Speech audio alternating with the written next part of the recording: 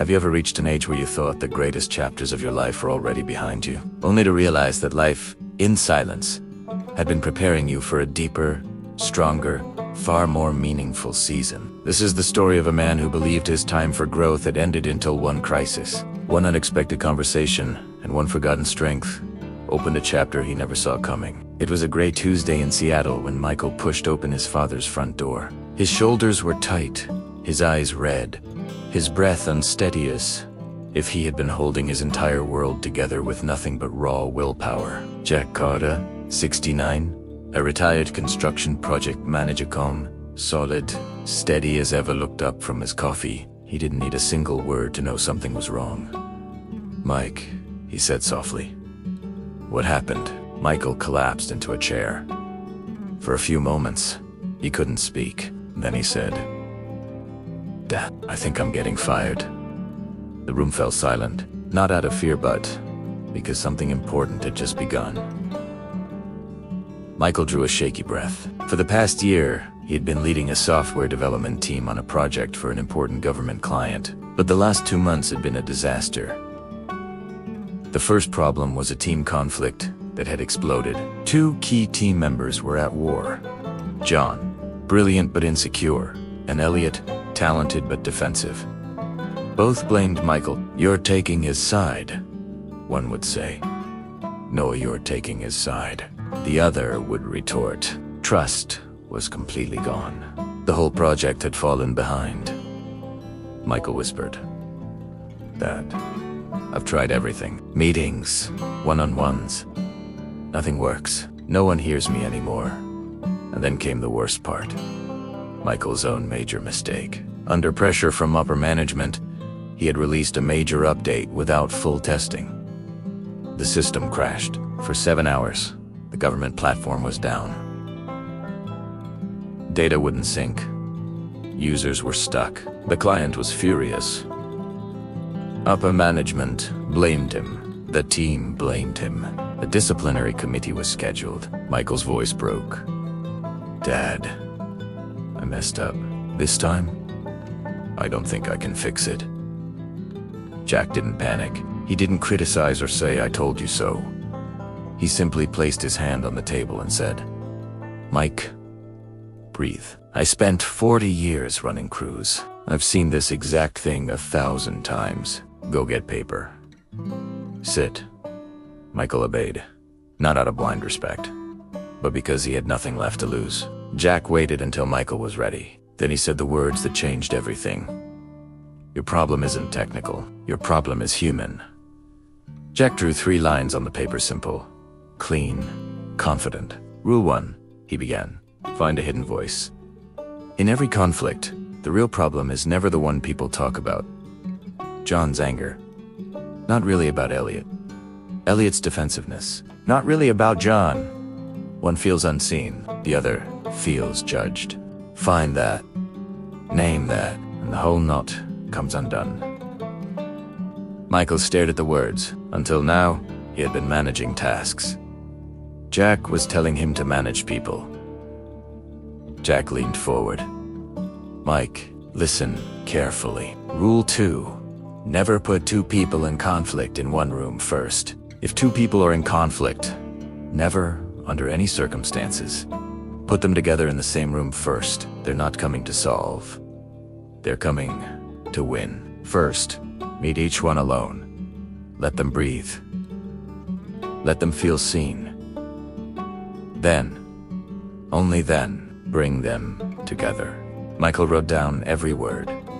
Finally, Jack's voice softened, but deepened. "Rule 3.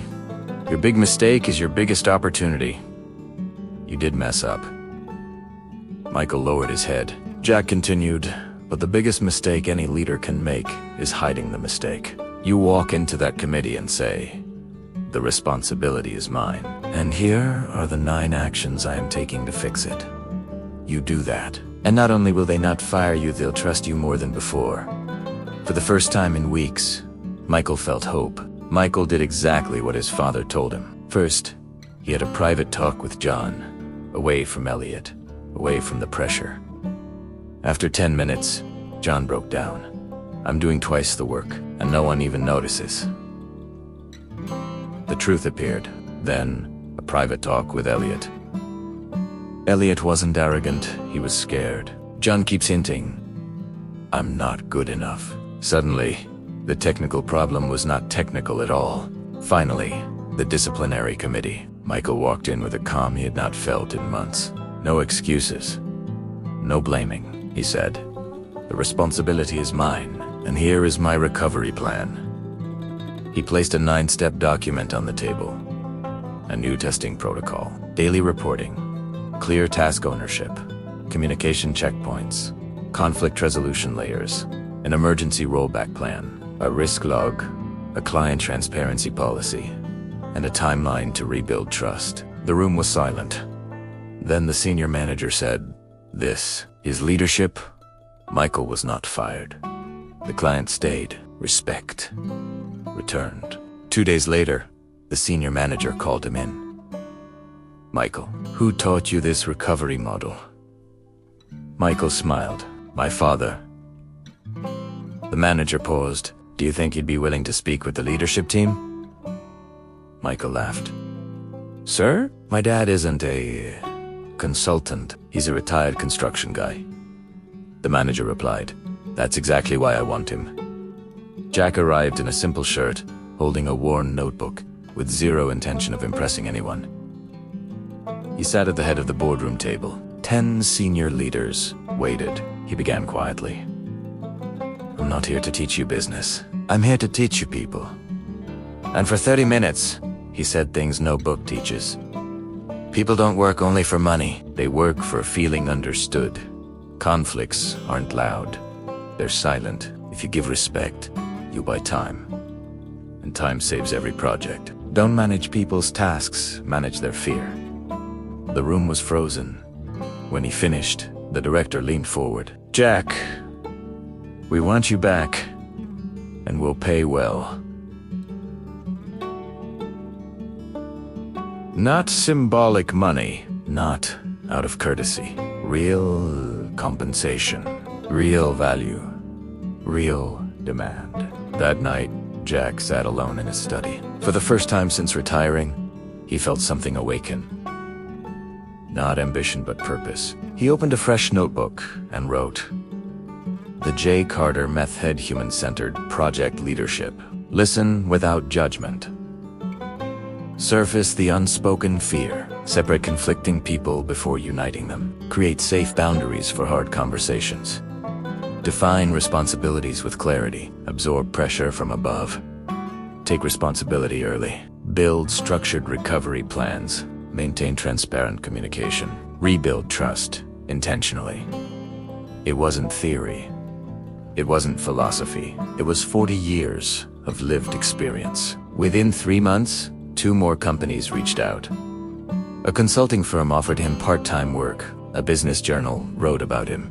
Young professionals started asking for mentorship. Jack Carter, a quiet, ordinary man, became something new.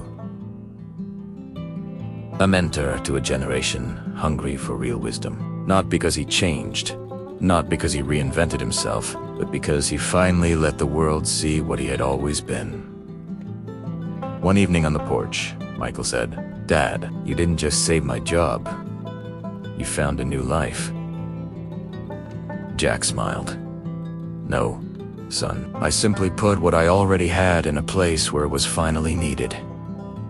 And this was the quiet, powerful rebirth of a man who thought his best years were behind him, but discovered his greatest seasons were still ahead.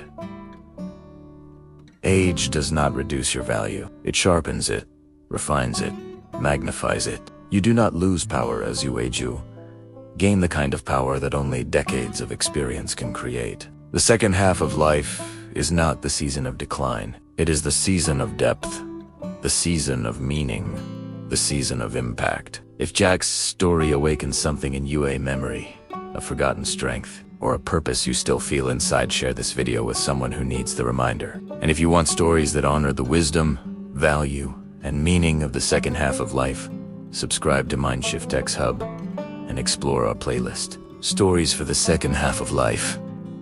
Your next chapter might be the most powerful one yet. Thanks for watching.